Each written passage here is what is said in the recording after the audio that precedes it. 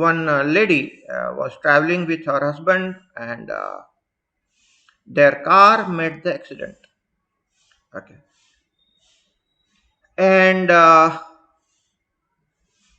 husband expired on the spot. He was declared dead when taken to the hospital, nearest hospital, and the lady was wounded very badly, and she was unconscious. So it took quite some time for her to come to the normal. After 5 6 days, she was out of ICU, and she had a partial memory loss. And after 2 3 days, she got that memory back because the brain was not damaged much. So about 8 to 10 days, she asked what happened. Where is my husband? She was already in pain, so much of trouble, and knowing that husband had expired in the accident and they had met the accident, and suddenly she remembered the whole event. See, sometimes if you meet an accident and if your brain is damaged, you forget the whole thing. But her memory was not damaged, so she came back and she realized the whole thing, how exactly it happened and all. And after a week, she was out from hospital. She went home. But this event was so traumatizing. She was crying all the time. So one of the friend brought her to me for counseling. And she was all the time crying, mentioning, I lost my husband, this traumatizing accident event happened. It's quite normal, right? It's quite a human thing. It's quite human to feel traumatized because of such things. And as a counselor, it's quite a challenging job to bring such people out. So the first thing that I told her is, yes, this whole thing has happened. You have understood, and you are out. You have to face the reality as it is, and engage yourself into some happy, healthy, not very challenging, but something which you love to do. Start engaging yourself. Okay, and that worked well. She was engaging herself at least few hours a day, 5 to 6 hours. At least that much time she was not crying. Again, she's back to normal. She'll get into the crying mode. Slowly, slowly, she came out. Second round of counseling, third round of counseling, and then we have the what we call it as a trauma release therapy. We have a proper therapy where we can help people to come out of such trauma.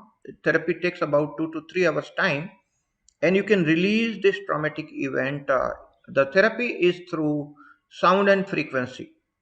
There are certain frequencies which really help you. There are certain ways to conduct the sound healing therapy so that you can come out of these traumatic events. Okay, and she is absolutely fine after that. She started doing her work and absolutely normal. Within a month or maximum 40 45 days, she was back to normal, absolute normal. Because accidental death and knowing after 10 days when she became conscious and came to know that she lost her husband, yes, we all understand as human being that it was a very very traumatic event. So any such traumatic event, the death of the loved one, the loss of dignity is even more traumatic, or public insult, public criticism, any such thing that you have felt, and if you take it too personally, which is quite normal, okay, most of the people do that. It's not to be done, but most of the people do that. It's a human nature, and that is where energy get trapped into the events. So this title, freedom from the past, is freedom from all such traumatic events. That is the first freedom, because in the traumatic event our major energy is stuck, and that energy pulls us down. It doesn't allow us to live life the way we want. And because the energy is stuck, you cannot even meditate, because meditation means free flowing of energy.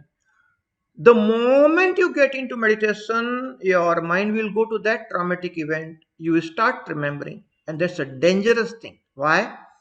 Because in meditation you are more energetic. Anything that you think of in meditation, you are energizing. So what you should think if you are in meditation? By definition, you should not think anything.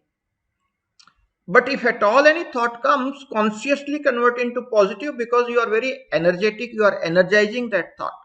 Now, during the meditation, if the negative thought comes or you remember some traumatic event and your meditative energy goes there, you are energizing the negative thoughts, negative energy in your meditation, which one shall not do.